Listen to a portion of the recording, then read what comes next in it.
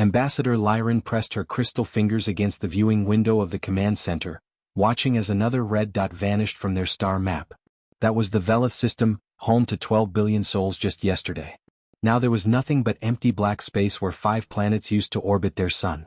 "How many does that make?" asked General Korthak, his green scales shifting colors with worry. The big reptilian commander had fought in 3 wars, but he had never seen anything like this. 47 star systems in 6 months, Lyran replied, her voice making soft chiming sounds like broken glass. Her people, the Luminari, were made of living crystal that glowed with inner light. Right now that light was very dim. The pattern is always the same. First, the communications stop. Then our scout ships find nothing, no planets, no debris, no radiation signatures. Just empty space. The command center buzzed with activity as officers from 7 different species worked at their stations. The Kethmori Confederation had been peaceful for 3,000 years. They shared technology, traded goods, and solved problems together. But this problem was bigger than anything they had ever faced. "Sir, we have visual contact," reported Lieutenant Zeph, a blue-skinned Aquari whose gills fluttered nervously. "The things are back." The main screen flickered to life, showing the edge of their solar system. At first it looked like empty space. Then the shadows began to move. They were not really shadows, they were something much worse. The creatures looked like patches of living darkness, flowing and shifting as they drifted between the stars. They had no solid form, no ships, no weapons that anyone could understand. They were just hunger given shape. "Void wraiths," whispered Commander Velith, her insect-like antennae twitching. "I never believed the reports until now."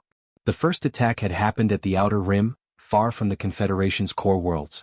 A mining colony had sent a strange message about shadows eating the light, then went silent. When rescue ships arrived, they found nothing. No colony, no asteroid belt, no sign that anything had ever been there. The rescuers thought it was equipment failure or some kind of hoax. Then it happened again. And again. Each time the pattern was the same. The dark creatures would appear without warning, surround a world or space station, and somehow drain it of all energy. Not just electrical energy, everything. The heat from stars, the chemical bonds in matter, even the life force from living beings.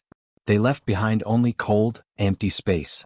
"Have our weapons had any effect?" Lyran asked, though she already knew the answer. "None," Korthak replied grimly. "Plasma cannons pass right through them. Quantum torpedoes explode without causing damage. Our strongest shields collapse the moment they touch these things. It's like they exist in a different layer of reality." Dr. Thane, the Confederation's top scientist, looked up from his instruments with 4 worried eyes. His species, the Corvani, were known for their brilliant minds and careful research. If anyone could solve this puzzle, it would be him. "I've been studying the sensor data from every attack," he said, his voice crackling like electricity.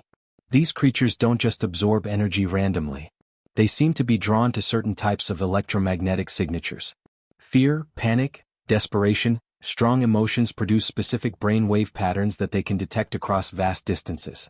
"You're saying they hunt us by sensing our feelings?" Velith asked. "It would explain why they always target populated areas first," Dr. Thane nodded.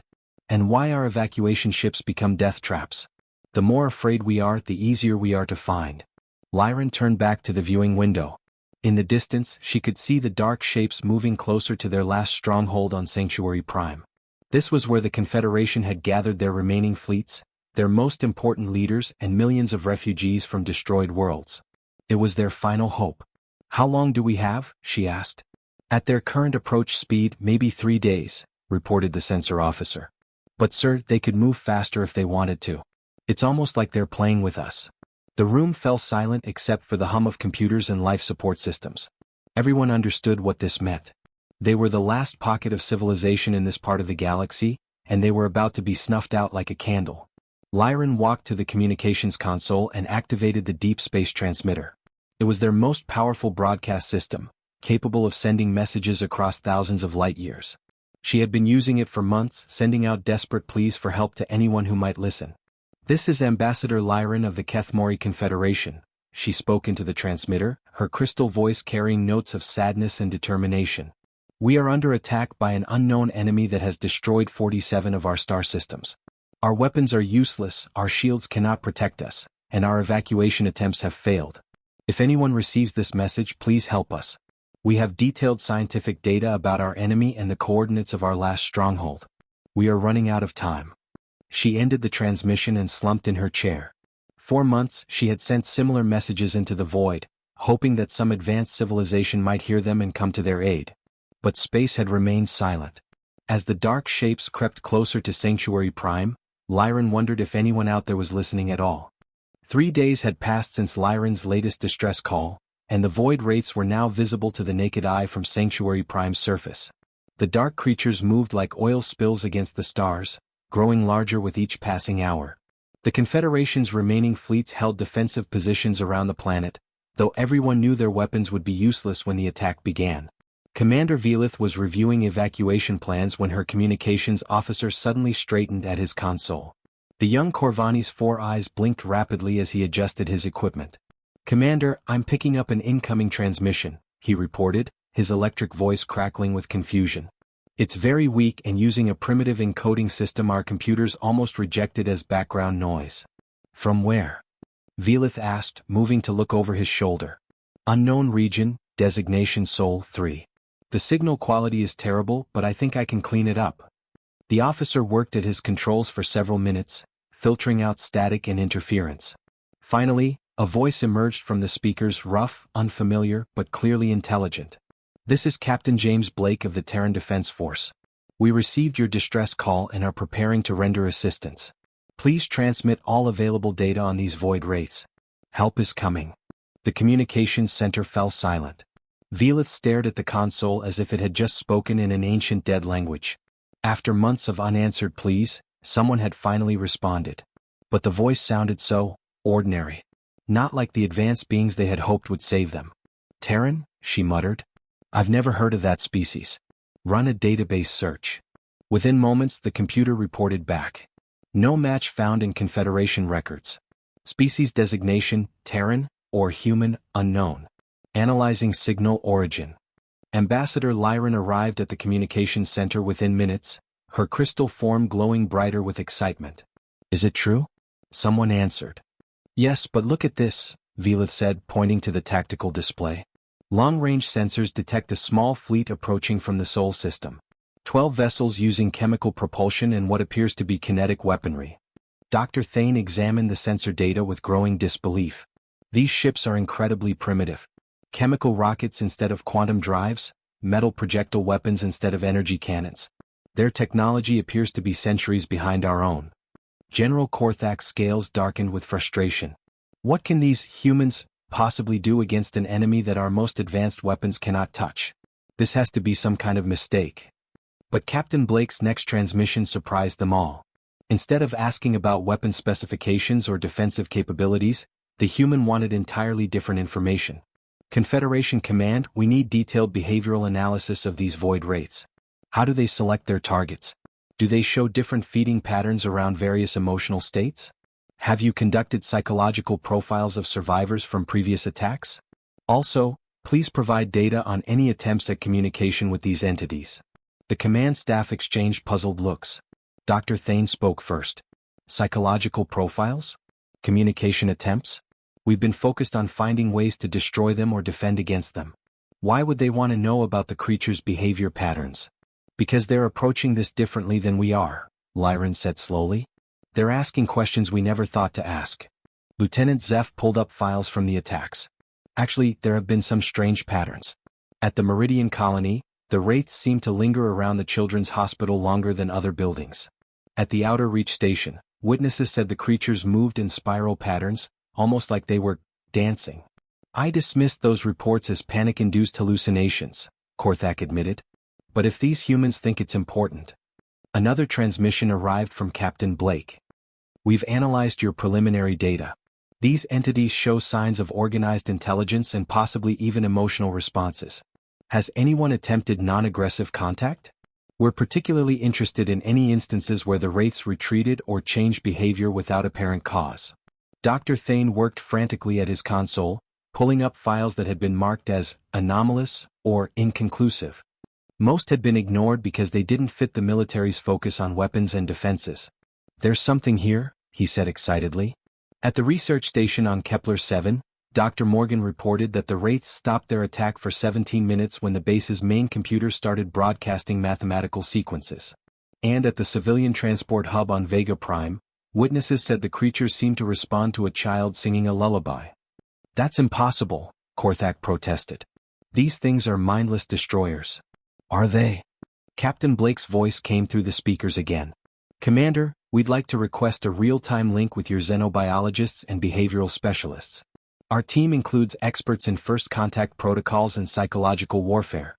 We have some theories about your void wraiths that might change everything." The human fleet was still 2 days away, primitive and small compared to the Confederation's remaining forces. But their questions had already revealed gaps in the Confederation's understanding of their enemy. For 6 months, the galaxy's greatest scientific minds had studied the wraiths as a force of nature to be survived or a weapon to be countered. These unknown humans from an obscure star system were the first to suggest that the void wraiths might be something else entirely, not monsters but people. Lost, hungry, desperate people who had been trying to communicate all along, while the galaxy shot weapons at them and ran away in fear. As the dark shapes drew closer to Sanctuary Prime, Lyran found herself feeling something she hadn't experienced in months. It wasn't quite hope, not yet. But for the first time since the attacks began, she wondered if there might be another way to end this nightmare besides extinction. The humans were coming and they were bringing questions instead of guns. The human fleet dropped out of faster-than-light travel just as the first void wraiths began materializing at the edge of Sanctuary Prime's solar system. Captain Blake's flagship, a modest destroyer called the Defiant, looked like a toy compared to the massive Confederation battleships. But instead of taking position behind the alien fleet's protective formation, the human ships moved forward, placing themselves directly between the approaching darkness and the planet. "What are they doing?" General Korthak demanded, watching the tactical display in disbelief. "Those ships will be destroyed in seconds." The void wraiths had arrived in force, dozens of shadow creatures that blotted out entire sections of stars. They moved like living smoke, flowing and twisting as they drifted toward the human fleet. The temperature sensors showed space itself growing colder as they approached. Defiant to Confederation command, Captain Blake's calm voice filled the communications center. "We need all your ships to maintain defensive positions around the planet but do not engage the enemy under any circumstances. We're about to try something that's never been attempted before." "They're going to get themselves killed," Commander Velith muttered, her antennae twitching with anxiety. But the humans weren't preparing for battle. Instead of charging weapons or raising shields, they began deploying strange devices throughout the system. Small pods ejected from their ships and took positions in a wide circle around the approaching wraiths. Each pod began emitting a different type of energy signature. "Those are quantum resonators," Dr. Thane reported, studying the sensor readings. "But they're tuned to frequencies I've never seen before. Almost like musical notes." Admiral Emma Watson's voice came through the communications channel as she coordinated the deployment from her command ship, the Guardian. "Confederation forces, what you're seeing are harmonic resonators designed to create specific quantum field fluctuations. We've also released nanite clouds programmed to map energy flow patterns rather than disrupt them." The most puzzling development came when the human ships began broadcasting on all communication frequencies simultaneously. The Confederation's translators worked frantically to decode the transmissions, finally identifying them as something completely unexpected. "They're sending music," Lieutenant Zeph reported, his gills fluttering with confusion. "And poetry. And what appears to be stories." The broadcasts weren't random entertainment. Each transmission was carefully crafted to evoke specific emotional responses: hope, courage, determination, and something the translators had difficulty identifying but Dr. Thane recognized as compassion for the lost. The void wraiths had been moving steadily toward Sanctuary Prime, but now they began to slow. The dark creatures circled the human fleet like predators sensing a trap, but they didn't attack. For the first time since the invasion began, the wraiths hesitated. "Impossible," General Korthak breathed. "Nothing has ever made them stop before." Captain Blake's voice cut through the tension. "All ships, maintain position. Do not make any aggressive moves. We believe these entities are capable of communication, and we're attempting to establish first contact." "First contact." Ambassador Lyran leaned forward in her chair. "Captain, these creatures have destroyed 47 star systems. They're not explorers or diplomats, they're destroyers." "With respect, Ambassador, that's exactly the kind of thinking that's made this situation worse," came the reply from Dr. Margaret Collins, the human expedition's xenopsychologist. Every species that's encountered these beings has immediately assumed they're hostile and responded with violence. But look at their behavior patterns. They don't attack military targets first, they go for population centers. They don't strip resources efficiently, they seem to feed chaotically, almost desperately. This isn't conquest. This is the behavior of a species in crisis. On the main screen, the Void Wraiths continued their strange dance around the human fleet. The creatures' movements were becoming more organized, almost rhythmic. The quantum resonators were having an effect. The chaotic energy patterns around the Wraiths were beginning to stabilize into recognizable waveforms. Dr. Collins is right, Dr. Thane said suddenly, his 4 eyes wide with realization. I've been analyzing the attack patterns for months, but I was looking at them wrong. These aren't hunting strategies, they're distress signals. The Wraiths have been trying to communicate, and we've been interpreting their attempts as aggression. Lieutenant Robert Hayes, the human fleet's communications officer, was working at his console with intense concentration. I'm detecting structured responses to our broadcasts, he reported. The entities are modulating their energy outputs in patterns that mirror our transmissions. They're trying to talk back. The breakthrough came when the Wraiths began generating their own harmonic frequencies in response to the human music. The sounds were haunting, deep, resonant notes that seemed to carry emotions too complex for words. The Confederation's computers analyzed the patterns and found something extraordinary. Mathematical relationships, recursive sequences, and organized information structures. This is language, Dr. Collins announced to both fleets. Primitive and damaged, but definitely intentional communication. They're not monsters, they're people. Hurt, desperate people who've been screaming for help while we've been shooting at them. Captain Blake made a decision that would be remembered throughout galactic history. All human ships stand down weapons and lower shields. We're going to show them we're not a threat. Then we're going to find out what they need.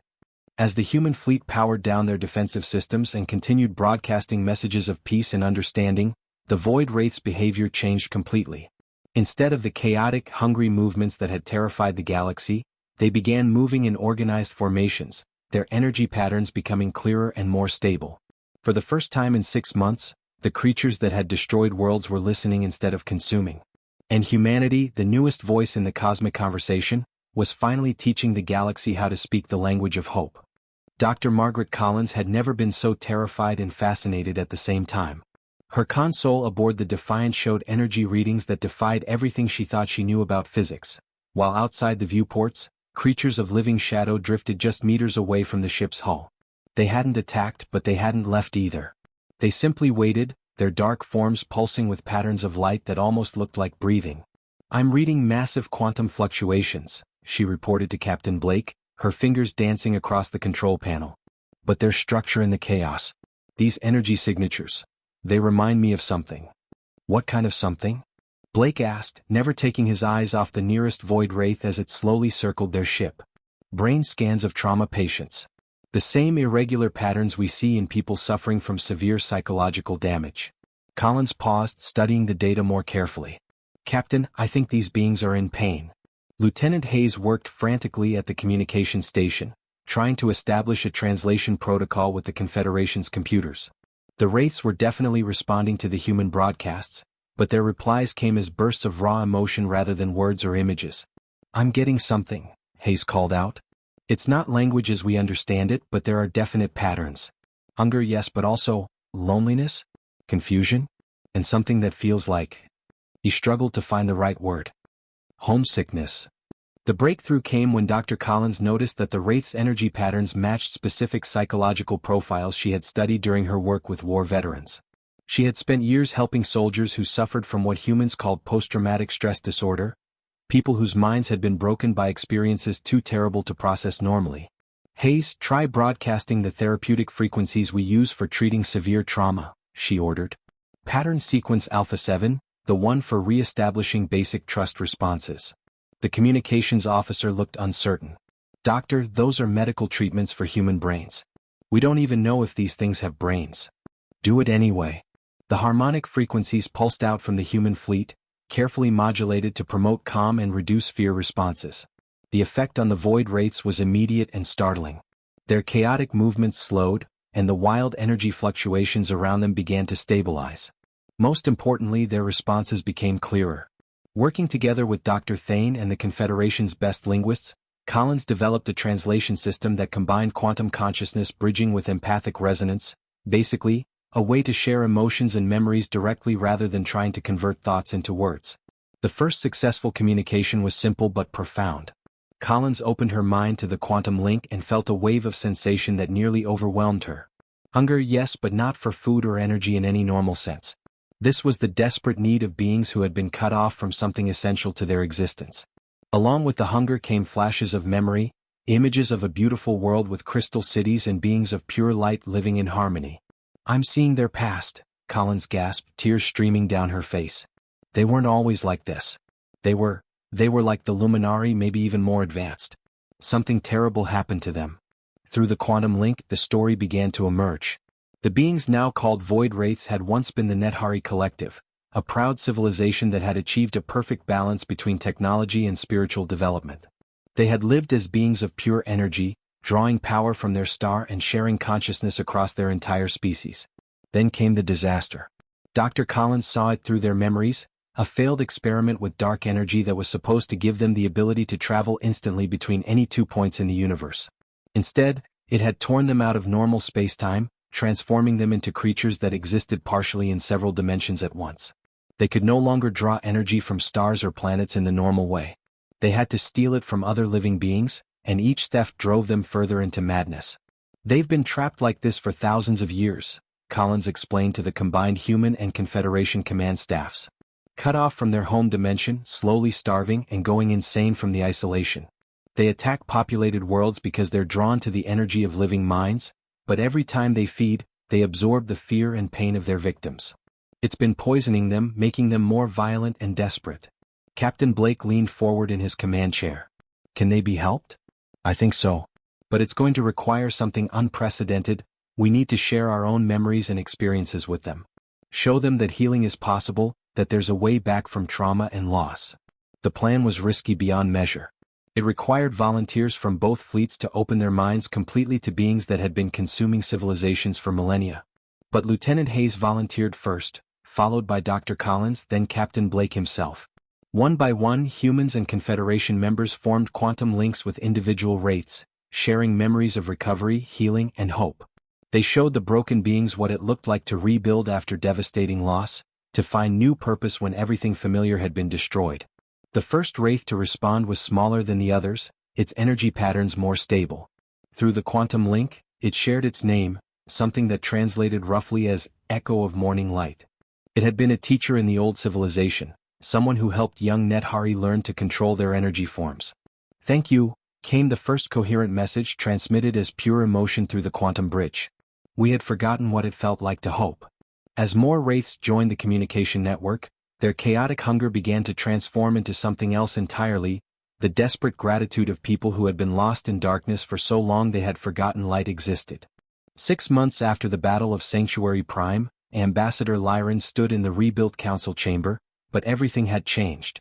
The room that once held only representatives from 7 species now hosted beings from 3 very different civilizations. Humans sat beside Confederation members, while creatures of controlled energy, the former Void Wraiths who now called themselves the Resonant Collective, participated through quantum communication links. The transformation had not been easy or quick. Dr. Collins and her team had worked day and night with Confederation scientists to develop a rehabilitation program unlike anything the galaxy had ever seen. They called it consciousness healing, a combination of controlled energy feeding, psychological therapy through quantum links, and gradual reintegration into normal spacetime. The first breakthrough had come with Echo of Morning Light, the former teacher who had responded to their initial communication attempts. Through weeks of careful therapy sessions, the medical teams learned how to help the damaged beings process their trauma without being overwhelmed by it. Instead of consuming energy chaotically, Echo learned to draw power in small, controlled amounts while sharing positive memories with the donors. "It's like teaching someone to eat again after years of starvation," Dr. Collins had explained to the Joint Medical Committee. Their energy absorption patterns were completely disrupted by centuries of desperate feeding. "We have to retrain their entire system." The process required incredible trust from both sides. Human and Confederation volunteers had to open their minds completely to beings who had once been their greatest threat. The Resonant Collective members had to learn to control hunger that had driven them insane for millennia. Many attempts failed, some spectacularly, but gradually they developed techniques that worked. Captain Blake, now promoted to Admiral after the success at Sanctuary Prime, stood at the chamber's main display showing their latest mission report. "The Vega system has been completely restored," he announced to the assembled council. "The 3 dead worlds are showing signs of life again, and the star itself is burning brighter than it has in decades." This was the miracle that had amazed the galaxy. The rehabilitated members of the Resonant Collective could reverse the damage they had once caused. Instead of draining energy from planets and stars, they learned to channel power into healing damaged ecosystems. Dead worlds bloomed with new life, and stars that had been dimmed by wraith attacks began to shine at full strength again. Vorthak, the being who had once been one of the most destructive void wraiths, now served as the primary liaison between the collective and the other species. His energy form had stabilized into patterns of soft blue and gold light that felt warm and peaceful rather than cold and hungry. "We have restored 17 systems," Vorthak communicated through the quantum link, his thoughts appearing as gentle harmonics that the translation computers converted to speech. "But there are hundreds more that need healing. And we have detected other damaged species like we once were." This was the new reality that the 3 civilizations faced together.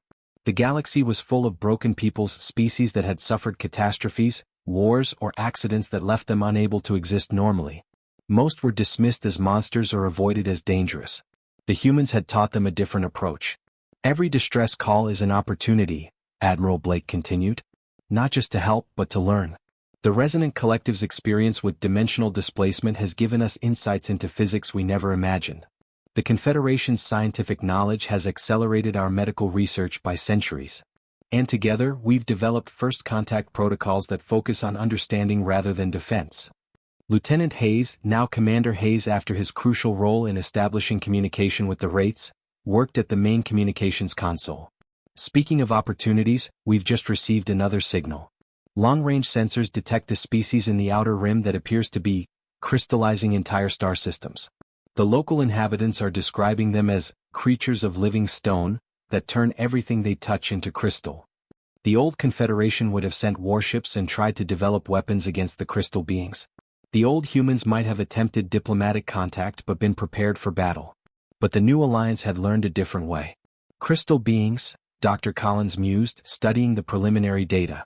That sounds like another dimensional displacement issue, possibly similar to what happened to the Nethari Collective.